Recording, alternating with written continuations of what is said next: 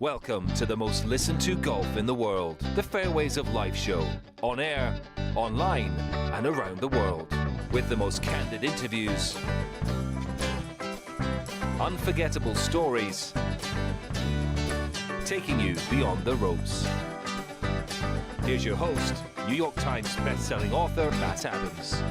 And it is a pleasure to welcome you into the PXG Custom Studios. We are here inside of Studio 2, deep in the heart of NBC Sports. We're just outside of New York City. I'll be hosting Golf Central for a few more days, thus why we are in our home away from home, which we love this space and appreciate that NBC Sports makes it available to us. So we were availed to some great golf over the last few weeks. It shall continue. And today we're going to be touching on what makes a great golfer great. Going down that pathway in just a few moments from now, we're going to be joined by one of the greatest teachers in the game of golf for the past at least 30 years, maybe closer to 40 or more years. That interview coming up in just a moment. And then one who has won in the UK. And this week, of course, the U.S. Women's Open is being played at Erin Hills. And Erin Hills is kind of like an inland links course in terms of how it plays. And that point will be, I think, particularly acute this week because on Thursday and Friday, the wind gusts are expected to be over 20 miles per hour on a golf course that has plenty of bite to it already. There's a shot that Andrew put up on your screen, and you can see just exactly what I'm talking about and the challenge that lies therein for the U.S. Women's Open. It's the first time it's been to Erin Hills, and we'll talk with Karen Stupples, a major champion, about what this golf course is like and how she thinks it's going to set up as a stage for the national championship. All right. So this past week, we had a chance to see Ben Griffin complete his ascent. And I'm not saying it's a period at the end of the sentence, but we were able to see him go from less than 4 weeks ago. He wins for the first time on the PGA Tour. And when he wins for the first time on the PGA Tour, it was at the Zurich Classic with Andrew Novak. So it was a team event. And yeah, there was some barking online from social media and that. We'll get to that in just a moment. But for Ben Griffin, it was his first individual victory at the Charles Schwab Challenge. And it came at historic Colonial. He's a really easy guy to be a fan of. And here's his reaction to that victory and that breakthrough for the first time again, individually. Incredible week. My golf game felt great all week long. Was very confident out there.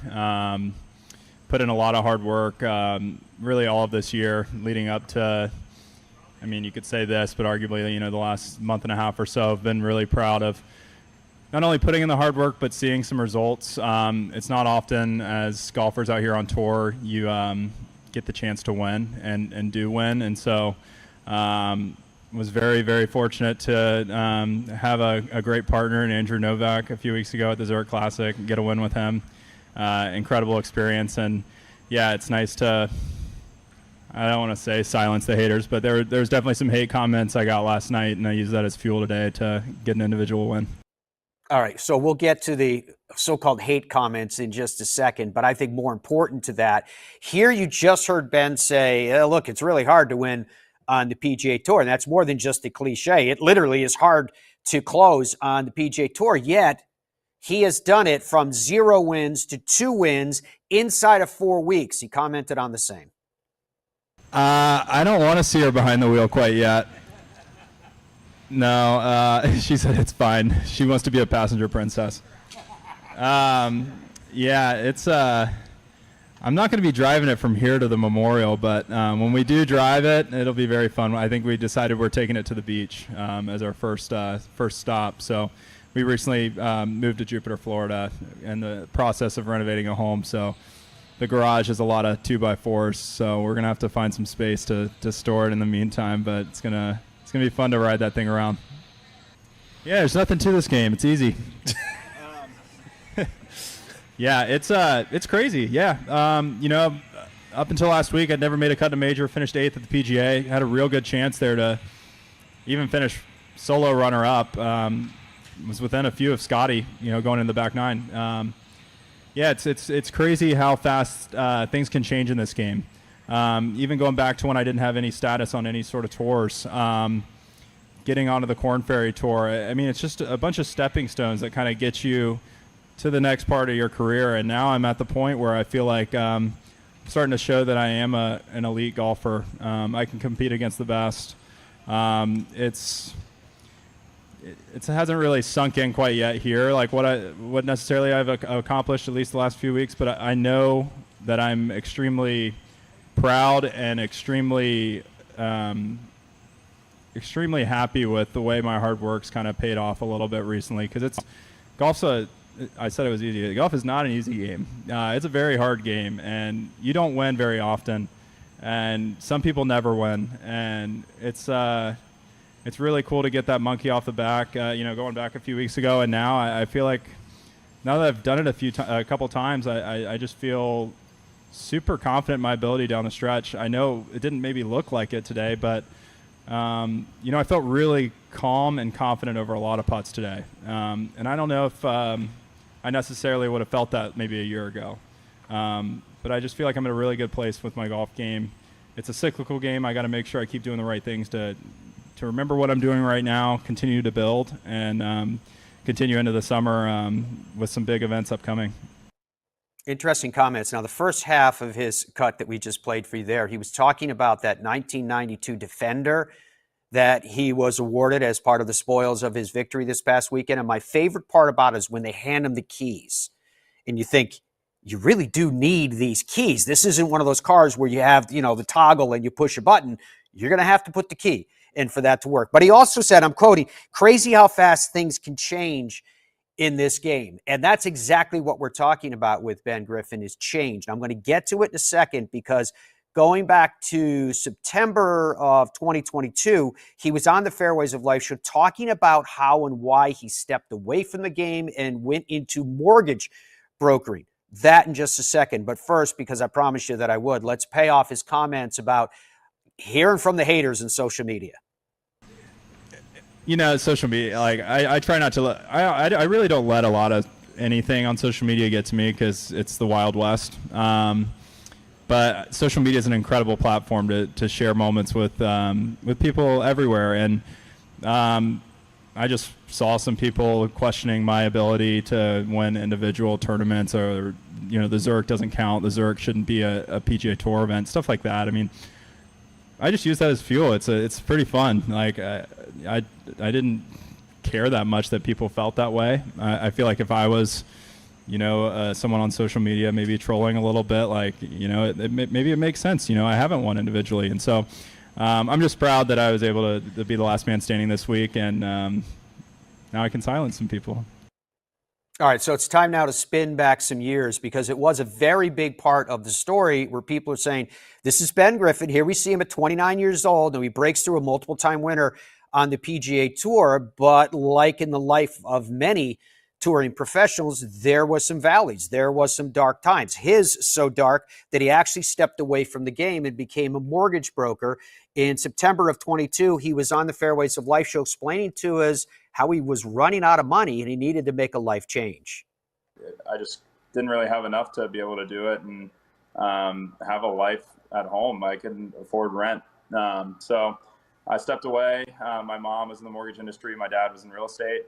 So it was a very easy transition for me to quit and go right into the office space. Got licensed as a mortgage loan officer in North Carolina. I was working on the Robbie Oaks mortgage team for a few months, and basically I had some really cool people and really special people in my life step up that wanted me to get back to golf. I had a couple signs. I accidentally drove to the golf course wearing work clothes one day. My grandpa passed away. He was a big inspiration for me to get into golf, and his quote in his obituary was hit him long and straight. So for me, that kind of hit me hard. I was like, golf's done so much for me, and I've got all these people in my corner that want me to succeed again. I kept wondering what it must have been like for Ben Griffin to be in that office. Like every charity scramble that they were supporting as a mortgage company, they're probably like, hey, Ben, are you available next Monday? I mean, here's a guy who'd already won amongst professional ranks, albeit not yet on the PGA Tour then, but he was good enough to dabble in it, and now we see less than 3 years later, he's good enough to have won multiple times.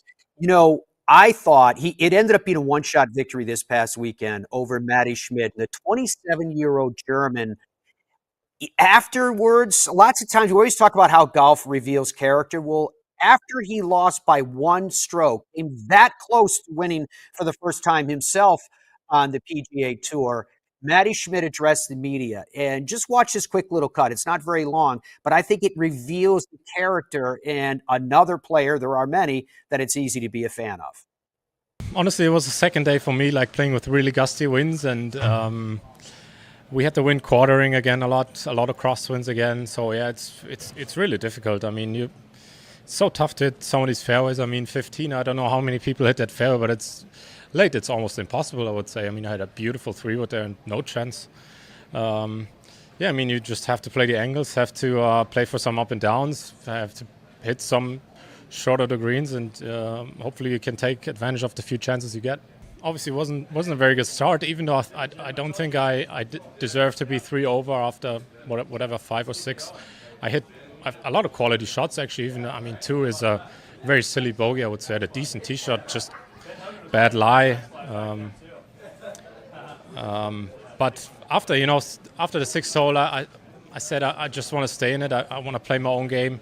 I know if I keep hitting it like that, I will have some birdie opportunities, and thankfully I made a few, and then the last one is a bonus. Yeah, my first time playing a signature event. I'm really looking forward to it, I must say. I've only heard great things. So yeah, I mean, it's finally, I made one signature event. I feel like I was close a couple of times in those A on 5. So yeah, I'm really looking forward to it. See, that's what I was telling you. So when we come back, we're going to be speaking with one of the greatest minds on the coaching and teaching side of the game. And that's an interesting question. Is there a difference between teaching and coaching? All of that is going to be covered when we come back. Pete Cowen, the legend, will be joining us in just a few minutes. As I mentioned a little bit later on, another legend to me and friend, Karen Stupples, a major champion, will be joining us on the show to talk about the U.S. Women's Open this week. NewtonGolfCo.com is where you can log on to the website and see how Newton golf shafts are absolutely remarkable, and they are shaking up the golf industry. It may not be that you need to buy a new driver. It just might be your golf shaft. They have an elongated bend profile. And what that means is, and perhaps for many people, it'll be the first time that you'll actually feel the load at the top of your golf swing. You can feel the energy as you're coming down and making contact and impact with the ball. They have golf shafts that are made for everybody, from amateurs to the very best in the world. This is revolutionary shaft technology. Check them out at NewtonGolfCo.com. More of the Fairways of Life show with a legend right after this.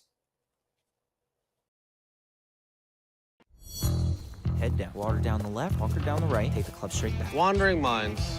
When golfers lose their focus, they're totally... But Bridgestone can help. Introducing Mindset, the ball scientifically designed to keep you focused. First, identify your target. Next, visualize your shot path. And then focus on the green dot and smooth one. Play the Tour B and E12 with Mindset technology. You see what happens when we work together? Stuff like that. FlightScope Mevo Plus is the ultimate indoor and outdoor golf launch monitor and simulator. It gives you the club and ball data you need with the accuracy you demand. Mevo Plus comes with ownership of simulated golf courses for you to play and practice at home. Mevo Plus is an essential golf partner to help you improve and understand your game better. Put more purpose in your practice. To learn more and get your Mevo Plus, shop now at flightscope.com. Innovation has been at the heart of every Super Stroke grip we've ever created, cementing our status as the #1 putting grip on tour. Now the best just got better.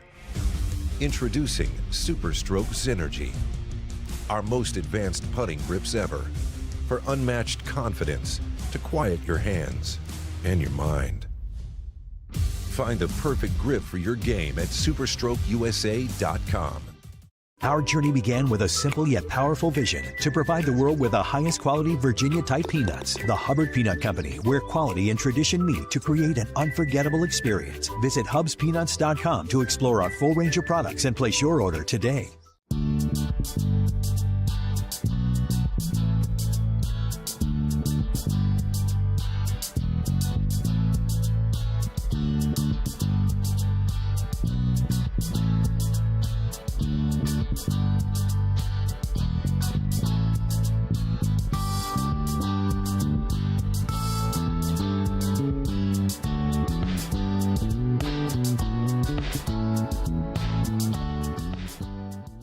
Stride by Zero Friction, the first of its kind personal caddy. Walk in comfort and style with Stride's remote and follow me technology. The Stride handles almost any terrain, and its 54-hole range will last all day. The lightweight design and removable front wheels makes it simple to handle. Plus, it easily fits golf carts. Pick up your Stride today at a local PGA Tour Superstore near you or at zerofriction.com/Stride. Stride, your personal caddy.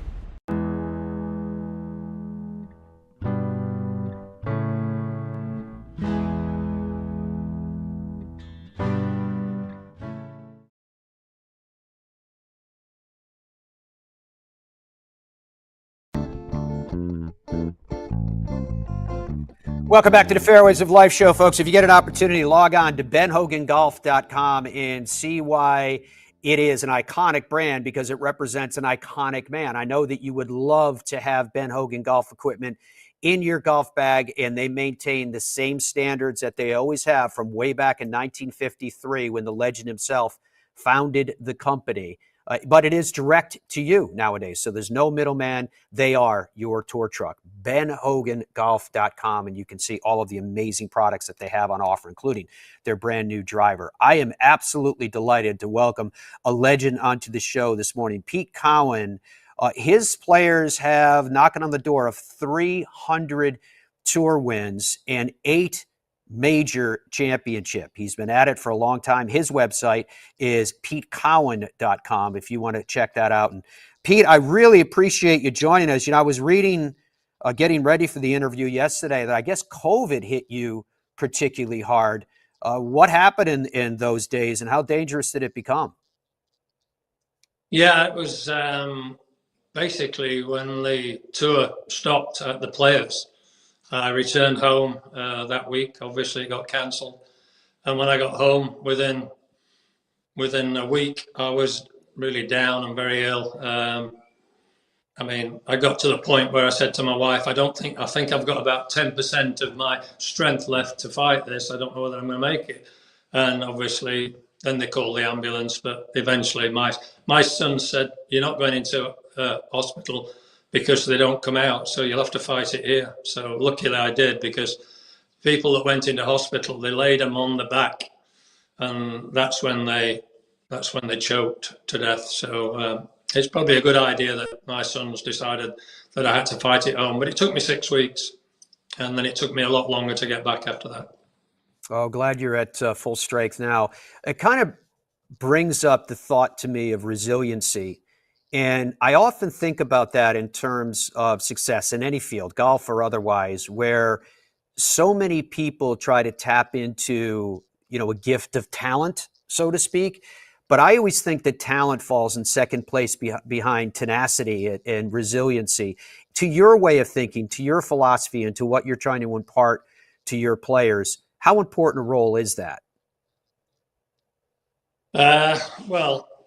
Like you said, talent's an awful lot of importance in it, the talent. But when you look at a player, I look at them in the eyes, and I almost look at them and said, have you got that resilience to actually work as hard as we all know you've got to work to become that good? And the work ethics of all the top players is unbelievable. And you look at somebody like, Brooks and Harrington, who I coach, the work ethics, like Stenson, when Stenson was in a bad patch, the work ethics they've all got.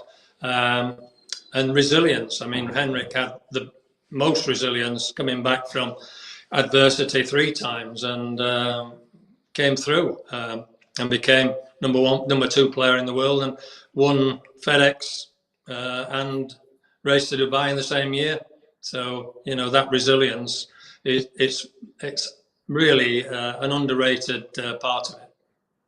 I definitely want to go down a pathway with you, Pete, today of the more esoteric, the more philosophy. But before I get to that, I want to go down to base, because I think that you have a message that you impart about the importance of a proper coil, the proper backswing. And if you wouldn't mind, I would love to start there, because we hear so much about a full shoulder turn, right? To a point that it almost sounds like cliche as I say, yeah, it's got to be a full shoulder turn. And you were explaining that brings it back too flat and that the coil has to be there. Could you explain that to us in your words of what you try to impart to people as a building block? Well, because I slipped a disc when I was 21 and was out of the game for 2 years, I had to study what the anatomy and, you know, how you actually avoided injuries mainly. And that's when I came up many, many years ago with the idea of the spiral staircase, because everything in the world grows spirally. The trees grow spirally, the grass grows spirally, everything's spiral, even the baby in the womb grows spiral. So it's a natural element of the growth. So what I looked at is how to spiral, or in other words, coil correctly. So it obviously has to work from the ground upwards. And one of the funny things that I always say to kids, does a horse pull a cart or does it push it? And what's the answer? The answer is they always say pull it. I said, well, where does it get its strength from to pull the cart? It's stationary, it's got a harness around its chest, it has to push into the ground, the chest pushes against the harness, which pulls the cart. And then we get into it even further, and I say, does a car pull a trailer or does it push it? And they all say, oh, it pulls the trailer. I said, no, it doesn't. It's actually, the engine pushes the power into the wheels push into the ground, and then eventually the car moves, which pulls the trailer. So it's a push fractionally before a pull. So in the spiral, you're pushing into the ground and you're pulling against the ground in a spiral way, and that's why I call it the spiral staircase. It works from the left foot up into the right side, and it coils properly. And then I ask players, you know, how do you load your shoulders for a fade or a draw? And, you know, sometimes I don't get the right answer because they never even thought of how the shoulders work to create that part of the spiral. And it's the last part of the spirals, because your shoulders spiral up correctly for a fade or correctly for a draw. And the shoulders loading properly work the body properly as well. So I call it a spiral staircase, but it's the biggest coil you can create across your body. And is there something that you recommend to people to try to get that feel of what this coil should be so that they're not swaying? Yeah, I mean, there's exercises I get them to do all the time, you know, and I always say the actual coil is you push from your foot, your left foot to your right ankle, your left ankle to your right shin, your left shin to your right knee, your left shin, and you can almost see the coil going up the body all the way through. And you can do that, and I give them an exercise where they stand with good posture, push the fingers into a position where they're going to feel the ground with the fingers, although they're not touching the ground, and then the feet work, and then the shoulders coil the hands and arms up to the top. It's a what I call the spiral exercise, which is, if I was going to do one exercise for the rest of my life, that's the one I would do. You know, last time you were on with me, speaking about things to do for the rest of life, you had said that if people put in 15 minutes a day, they would dramatically improve as players. But then you threw the caveat at me that that's way too much for most people to commit to. Do you still attest to that? Yeah, I do, unfortunately. I mean, as I did a seminar for 500 Australian pros many, many years ago. And I said to them, you can all improve on 15 minutes a day, but none of you will do it. And they all said, yes, we will, we will. So I said to them, right, tell me anybody in this room out of the 500 who has done 15 minutes a day every day of their life for the last 5 years to improve the quality of life. And none of them put their hands up. Nobody put their hands up. I said, well, if you want 15 minutes a day to improve the quality of your life, why would you do it for golf? But people are prepared to go out and hit balls, you know, willy-nilly and not really have any structure to it. without actually saying, no, I need to actually make sure that the muscle structure in my body is what I want it to be when I hit this golf shot. It's a movement, after all. The golf swing's a movement. Create the correct movement, you'll create the correct delivery, and then you'll create the correct shot. But they're not prepared to spend that time. They want to just hit the ball. And the reason for that is very simple. Most of us come from a moving ball game. So what happens in a moving ball game? A lot of the time, you're hitting at the ball or you're kicking at the ball all the time, the moving ball. So all of a sudden, when the stationary ball, you're trying to hit at it all the time. So you don't actually perfect the movement that's going to create the impact for you. So that's why I said, think about it logically. And I always say this to people. The reason I say 15 minutes a day is because if you think about it logically, 1.5 seconds is all it takes to make a golf swing, approximately 1.5 seconds. So if you're a decent player, you're only going to hit 40 full shots in a round of golf. That's going to take you 4.5, 5 hours. Well, 40 full shots multiplied by 1.5 seconds is 60 seconds. You've only done 60 seconds worth of movement in the golf swing on the round of golf. And most of that's been non-productive, because when you ask a player how many really good shots they hit, they say 6 or 7 or 5 or 6. And I say, well, that's 10 seconds good work and 50 seconds not very good. So you haven't really improved on that. And then let's say you went and hit 400 balls afterwards, which is impossible really. But let's say you did. 400 multiplied by 1.5 seconds, it's only 600 seconds. So the actual physical effort when you're hitting 400 balls is only 600 seconds, which is 10 minutes. And then when you ask a player, how many good shots they hit in that 400 balls, they'll say half were good and half weren't so good. I said, well, which part does the brain know is the good stuff and which part does the brain know is the not so good stuff? And you're confusing the brain. So that's why I said, think about that. You've been out there all day, 5 hours on the course, 5 hours on the range. It's taken you 10 hours and you've actually only done 11 minutes physical work on the thing that you're trying to improve, which is your body movement. And most of it's non-productive. Most of it's non-productive. So if I said, right, please give me 15 minutes a day on making the movement an awful lot better, will you please do it? And we get somebody like Thomas Peters did it as a kid and he became a great player. Henrik did it for quite a long time. He became, as I say, number 2 in the world and won both sides of the Atlantic. So we look at that and we said, please, spend your time productively, understand what you're doing. And that's where your teacher comes in, when you're teaching the correct golf, if you like. Teachers are the ones that PGA professionals, they teach you how to play golf. A coach is somebody that, will move you to the next level, if you like, a coach, and coach the system in that's going to make you better. But a teacher, you've got to admire all the PGA pros that teach at the beginning. I've done that. I did 20 years of teaching beginners, which is hard work. And I admire all the people that teach the beginners because that's the hardest. It's easy for me to coach somebody who's really good and get them to be really, really, really good. I don't think that's difficult at all. For me, particularly, but for a lot of people, the beginners is the most difficult part. For Pete Cowen, what are your 3 R's? Yeah, well, I always impart that on the kids. I say, right, I want you to write down the 3 R's. And they say, right, what are they? And I said, well, first of all, you've got to respect yourself. You've got to not show disrespect on the golf course to yourself, bad temper, swearing, throwing clubs. I did it and I became a complete idiot doing it, unfortunately. So I look at that and I said, no, that doesn't work because I tried it. It doesn't work. Being a complete idiot to yourself, disrespecting yourself really is one thing that you should never do. Do not disrespect yourself because if you're trying your hardest, that's all you can do. If you're trying 100%, that'll do for me. That's the first R, respect yourself. The second R is respect the people that have helped you get there, whether it's your mum and dad, people have driven you to tournaments, your coach, whoever it is, respect those that have helped you to get there.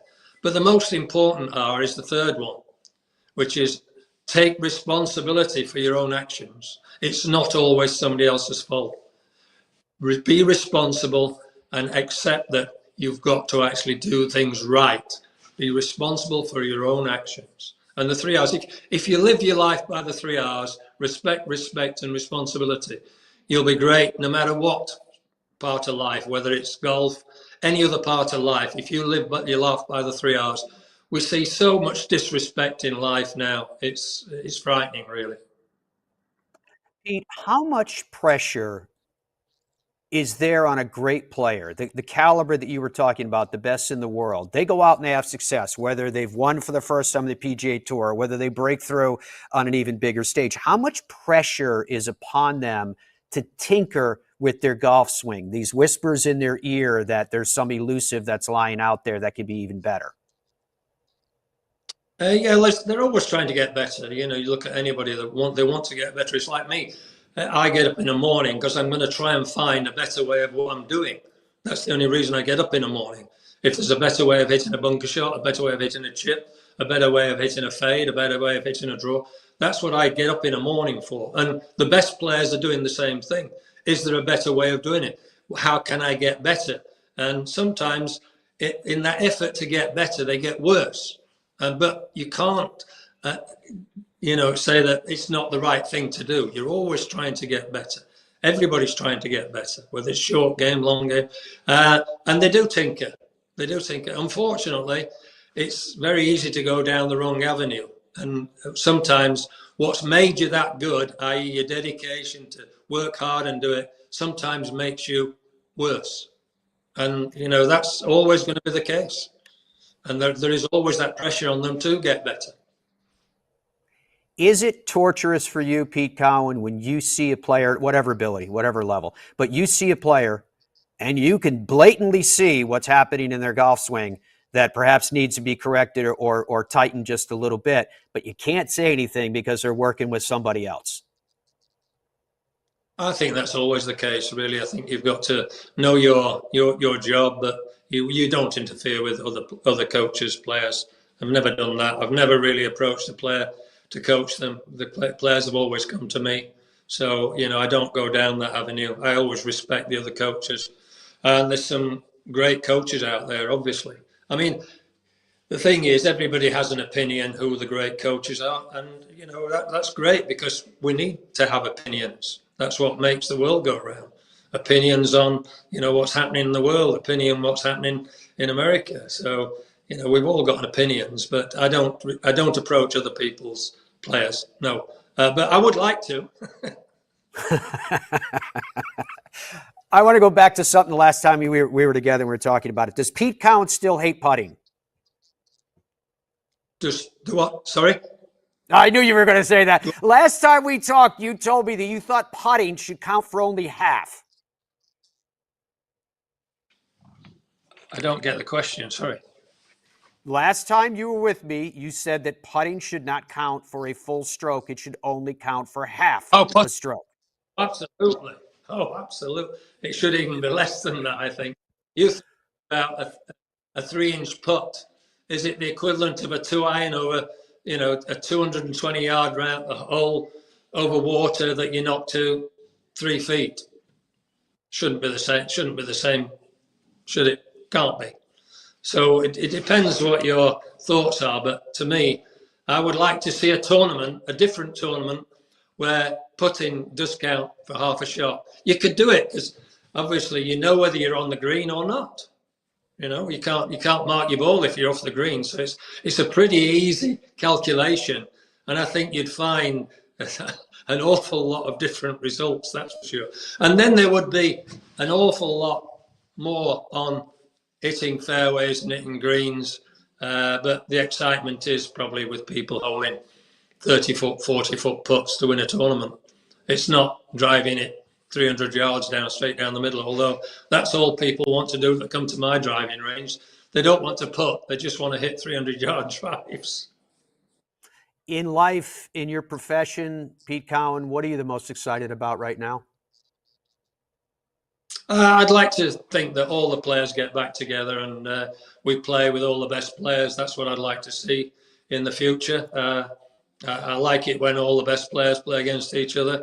You've got to challenge yourself. So I'd like to see everybody get back together and all play with the best players in the world, having, more tournaments like the majors. That's what I'd like to see. And I'd like to see myself find a better way of doing it if there is one. But I haven't found one yet, but I'll keep trying. That's why he's the best. PeteCowen.com for more information on his academies and everything that's going on in the world of Pete Cowen. My friend, it is always great to catch up with you. You are a legend. You've had a massive impact on the game.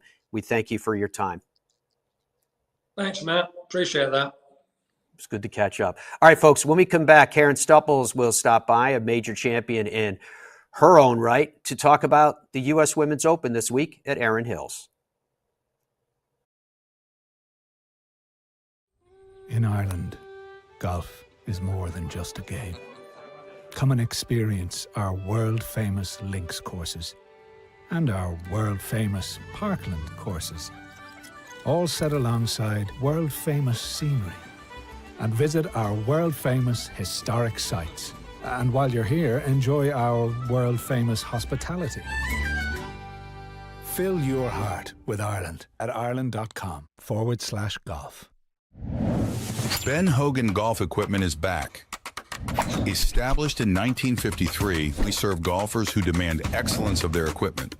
Designed by the game's best engineers, forged in the world's best foundries, and built to order in the USA. Don't settle for off-the-rack disappointment. Elevate your game with custom clubs at direct-to-consumer pricing. Exclusively at benhogangolf.com. That's benhogangolf.com. At PXG, we believe you get more out of your golf clubs when you're custom fitted. This ensures that every PXG club in your bag is completely dialed in to deliver maximum performance for your swing. Golfers of every skill level should go through this process, and PXG's judgment-free fittings will make sure you're completely comfortable and satisfied. Book your fitting and see what we can do for your game. PXG, you've never played like this before, period. Innovation has been at the heart of every Super Stroke grip we've ever created, cementing our status as the #1 putting grip on tour. Now the best just got better. Introducing Super Stroke Synergy, our most advanced putting grips ever, for unmatched confidence to quiet your hands and your mind. Find the perfect grip for your game at superstrokeusa.com. What would your ultimate golf experience be like? Just you and a friend? Or would you round up some buddies for a foursome? Just one day? Or an entire week? There's a good chance your ultimate golf experience could be Michigan's magnificent 10. 10 incredible courses set among 3 remarkable resorts. See for yourself. Book your ultimate golf experience today. Hey, I'm golf broadcaster Matt Adams. You know, Hub's Peanuts has been cooking up the top 1% of peanuts for over 70 years. And these aren't your average nut. These are super extra large Virginia peanuts cooked in the USA. Family-owned Hub's Peanuts have more protein than any other nuts. So whether it's a boost on the course or a special gift, the variety of flavors guarantees Hub's Peanuts is just what you need. Family-owned, nutritious, delicious, and sustainable. Hub's Peanuts, it's just right. HubsPeanuts.com. When you choose Newton shafts, you're choosing more than a product. You're choosing innovation, pride, and excellence right here in America. We pay attention to the minutest of details, and you can feel that in the performance of our shafts.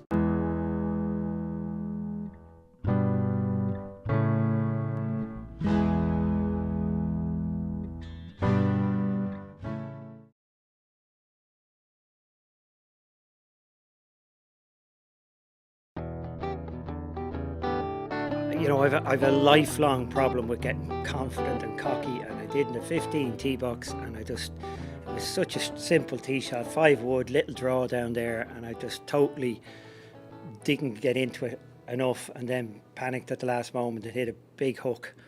And it's always plagued me my whole life since I've been a kid. Just get overconfident and just don't. I'd be much better off if I got to the 15th hole and there was water everywhere. I probably would have done a better job. I sometimes you know, it follows me around that I can get overconfident. It was all too easy at that stage. Not too easy, but it was just an easy shot. I was laying up at the bunker. There's no trouble down there. Sure, it's all going very well. And obviously, when you mess up like that, everything's tough after that. I hit some beautiful iron shots all week. Hit a great 9 iron into 16. Hit a great 9 iron into 17. Hit a great wedge into 18. You know, I hit a good first putt in 18. It just broke. I didn't see that break at all. You know, and obviously I missed the putt back up the hill, but we are on the Champions Tour. That's all I'll say about that. I lost the tournament when I was 18 years of age.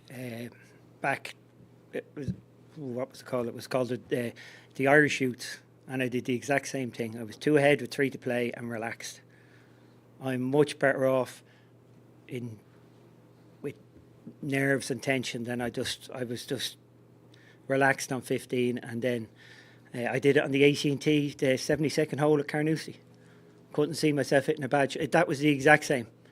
Stood there so confident, and at the last moment I had a little bit of doubt. And you know, if you start off with doubt, when you feel doubt over the ball, it doesn't feel so bad. If you start off confident and you feel doubt, it's like a blow up. So so it's I was just too confident. Yeah, happens. Like when I went to the playoff, I was a 2-shot lead playing the 4th playoff hole at Carnoustie, and all I kept telling myself walking from the 17th to the 18th, because I'd just done it again on the 8-footer for birdie on the 3rd playoff hole. I lost all the intensity. I kept telling myself I could still lose. I'm the only person who has to walk on the tee, and I'm trying to get myself going by saying, you know, it's not over. Whereas I think I'm 15, I'm relaxed and thinking, you know, I not that you think it's over, but I just rushed into the shot, and it was just didn't give it its due respect. It was a double bogey on 15 on Sunday for Padraig Harrington. Then he bogeyed the 18th to lose by 1 to Angel Cabrera. I just thought it was a fascinating piece of sound that I wanted to make sure that we fit in today. Karen Stupples, as promised, is with us now. She won the 2004 Women's Open, and I want to talk to her about Erin Hills.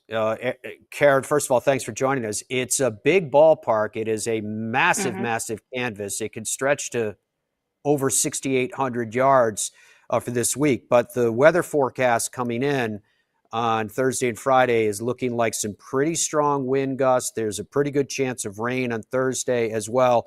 Your overall impressions on the field of battle? I think it's going to be a very interesting test for these players. The USGA always seems to cover all bases when it comes to their course setups. They have a number of tee options on some different holes to create some different choices for the players when it comes to what they choose to hit off the tee.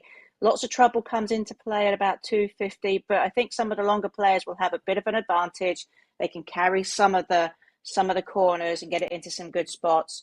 There's a load of blind shots, both off the tee and into the greens as well. So you're going to have a player that's pretty creative, that can use a lot of visualization to see and imagine where the ball's going to finish up and end up, and not just trust their eyesight to what they're going to see. It's a very interesting test for these players. It's something that they don't normally see, because it's kind of has a links feel to it, except it's, as you can see from these pictures, it is very lush out there right now. They've had quite a bit of rain, and so it's going to play a little softer. There's some more rain in the forecast as well. It's going to be interesting test, and I'm always excited to see how the amateurs play. I think this year you've got an exceptional group of amateur players playing in the field, and I wouldn't be surprised to see one of those contending at the end of the week.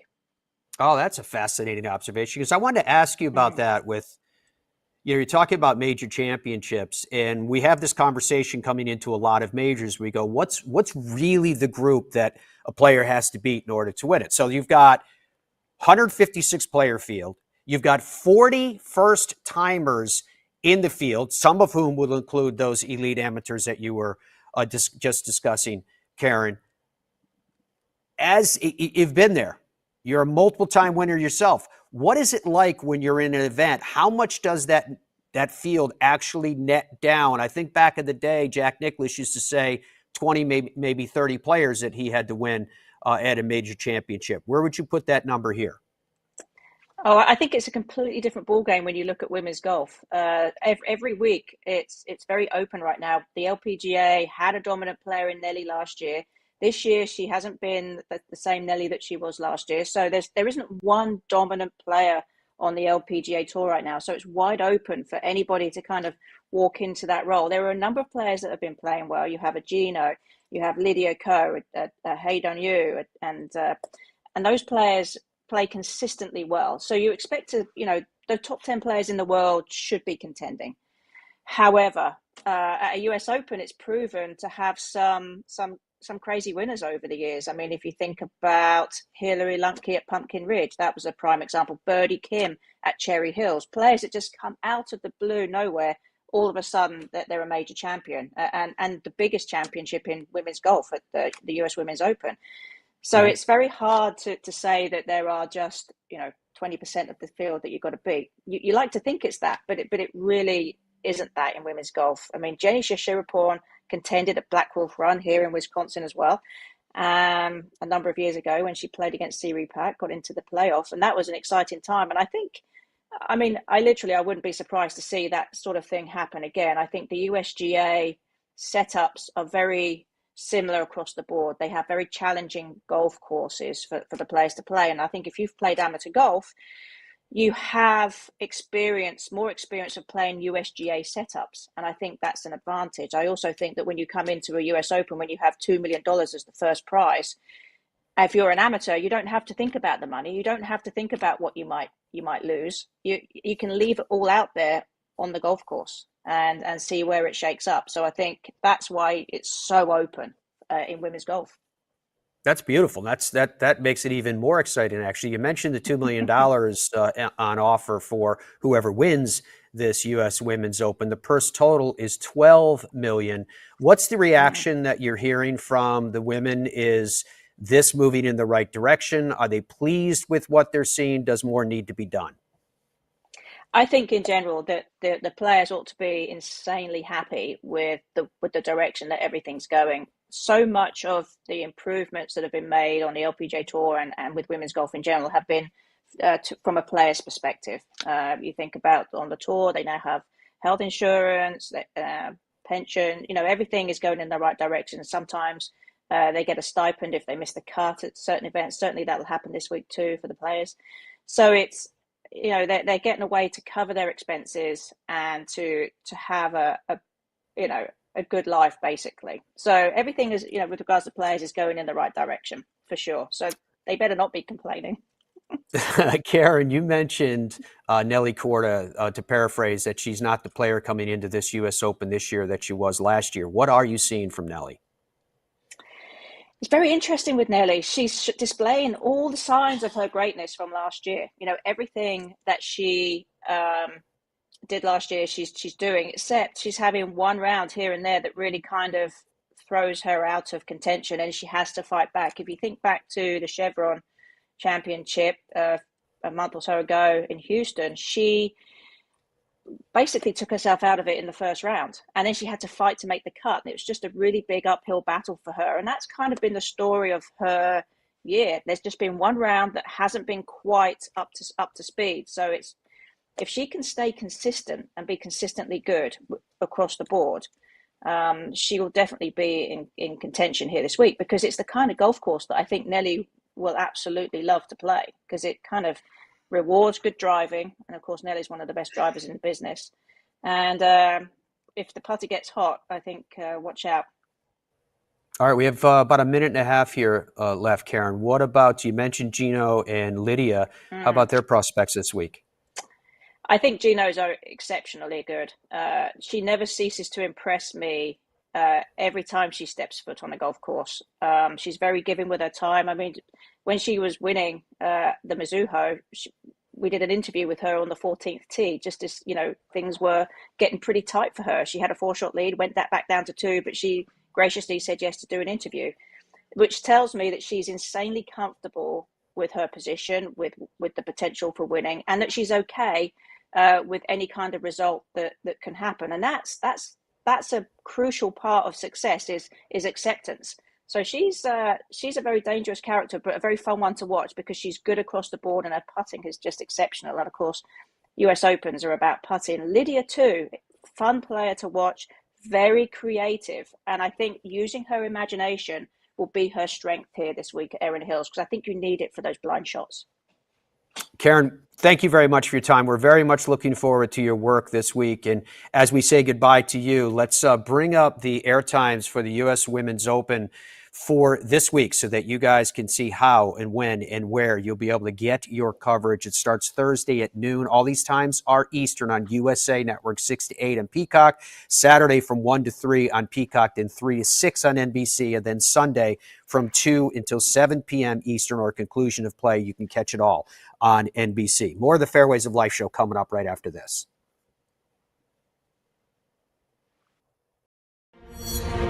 I got ball fit in 2000, went on a little run.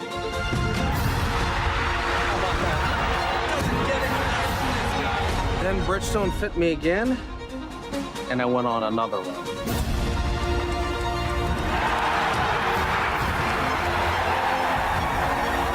I just got fit again for the new Tour BX. The ball fitting's been helping me. Will it help you?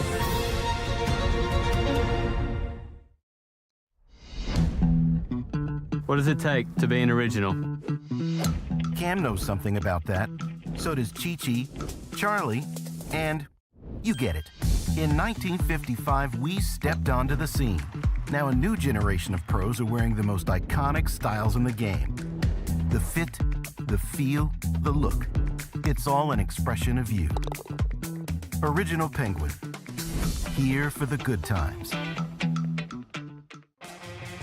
Innovation has been at the heart of every SuperStroke grip we've ever created, cementing our status as the #1 putting grip on tour. Now the best just got better. Introducing SuperStroke Synergy, our most advanced putting grips ever, for unmatched confidence to quiet your hands and your mind. Find the perfect grip for your game at superstrokeusa.com. At PXG, we believe you get more out of your golf clubs when you're custom fitted. This ensures that every PXG club in your bag is completely dialed in to deliver maximum performance for your swing. Golfers of every skill level should go through this process, and PXG's judgment-free fittings will make sure you're completely comfortable and satisfied. Book your fitting and see what we can do for your game. PXG, you've never played like this before, period. FlightScope Mevo Plus is the ultimate indoor and outdoor golf launch monitor and simulator. It gives you the club and ball data you need with the accuracy you demand. Mevo Plus comes with ownership of simulated golf courses for you to play and practice at home. Mevo Plus is an essential golf partner to help you improve and understand your game better. Put more purpose in your practice. To learn more and get your Mevo Plus, shop now at flightscope.com. When you choose Newton shafts, you're choosing more than a product. You're choosing innovation, pride, and excellence right here in America. We pay attention to the minutest of details, and you can feel that in the performance of our shafts.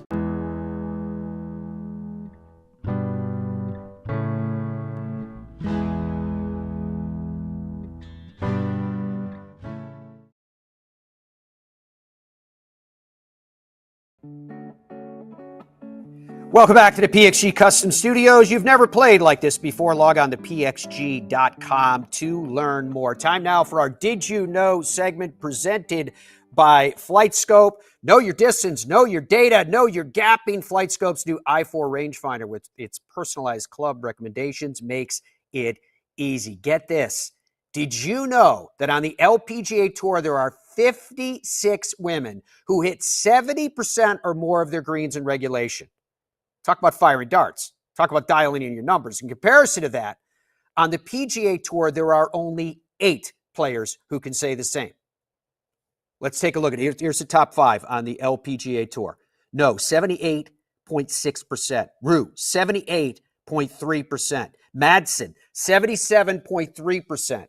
Takeda, 77.1%. Corpuz, 76.4%. Can you imagine hitting almost 80% of greens? Dial in your numbers with the new i4 rangefinder and get your greens and regulation percentage up, because something tells me none of us are close to that. Make it easy. Make it with Flight Scope. All right, incredible show today. I mean, to get the insights of Pete Cowen, and I have the same emotion every time we have somebody on. I wish we had 2 hours to talk to him to get even more of their insights. One of my favorite parts of that entire interview was when I asked him about if he still hated putting. He was like, "What? What are you talking about? I don't even understand the question." And I was like, "Wait a minute, dude. You told me that you think putting should count as half." Then he was like, "Yeah, I did do that." Then he went into the whole thing about how they should have tournaments where putting's not counted as much as a 3-inch putt compared to a 300-yard drive. I loved it. Karen was great too, because Karen and Andrew had said while we were in a break, he goes, "Hey, we had a very British show today." Karen was great too, because to get her perspective on the strength of the field and those who could contend was something that I thought was fascinating today. Right? I just thought it was fascinating because she was like, "No, it's wide open at a U.S. Women's Open." So it was a really fun show. It was really great having Pete open up the show. So you guys had a chance to kind of touch base with him again. He's in his middle 70s now and still going strong, which is incredible. It just speaks to that whole philosophy that everyone tries to impart into young people, right? Which is find what you love to do and do it every day and do it with passion, and you'll never work a day in your life. And that's very much the sense that you have when you're hearing from someone that is an absolute legend like that. I hope you guys have a legendary day. Hope you guys have a legendary week. Thank you so much for your time. Enjoy the U.S. Women's Open. And until we are together again, be well and goodbye for now.